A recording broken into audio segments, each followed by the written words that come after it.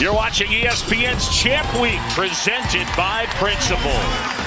Downtown Kansas City and Cougar fans are everywhere. BYU and Houston as they make their way into T-Mobile Center. And our second game coming up, it'll be Texas Tech and Arizona. Welcome to the Phillips 66 Big 12 Men's Basketball Championship. Lights are out as we get ready for semifinal number one. Whose house? Cougs' house.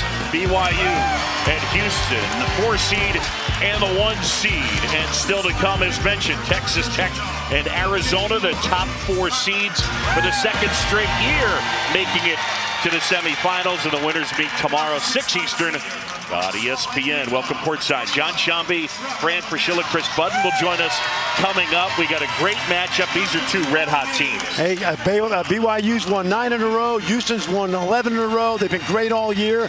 BYU's gotten better and better, but this Houston team is a juggernaut, John Shambi.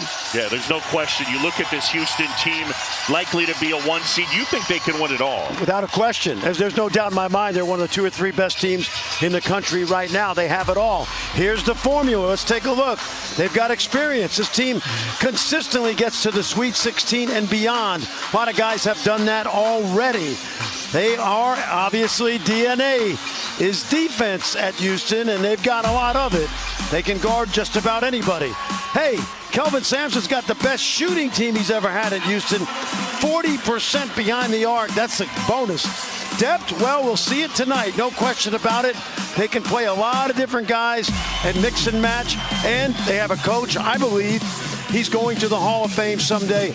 A more remarkable rebuilding job. Second straight Big 12 title as far as the regular season. They have done amazing work since coming into the league. Health is a concern here tonight for the Houston Cougars.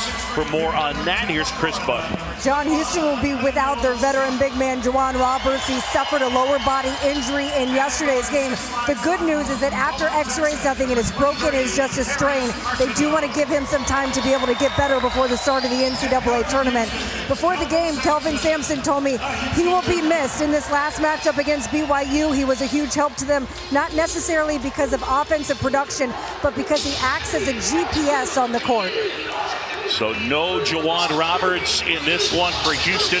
That could factor in a big way. Meanwhile, for BYU, they are led by Richie Saunders, a guy who's been on quite a streak shooting the basketball. In the non-conference, he averaged 12 points a game. In Big 12 play, if he did this early, he would be an All-American. But as you know, the coaches in this league voted him first team All-League.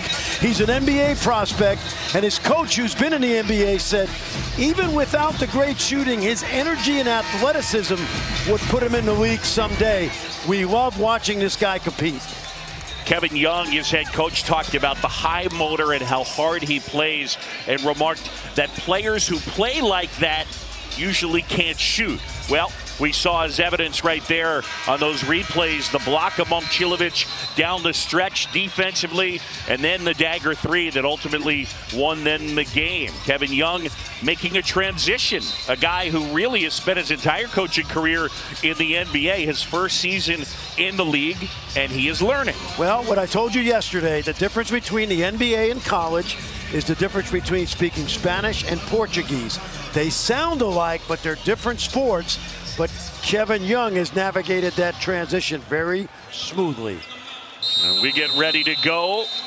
Number 1 against number 4. The 1 seed Houston, the 4 seed BYU.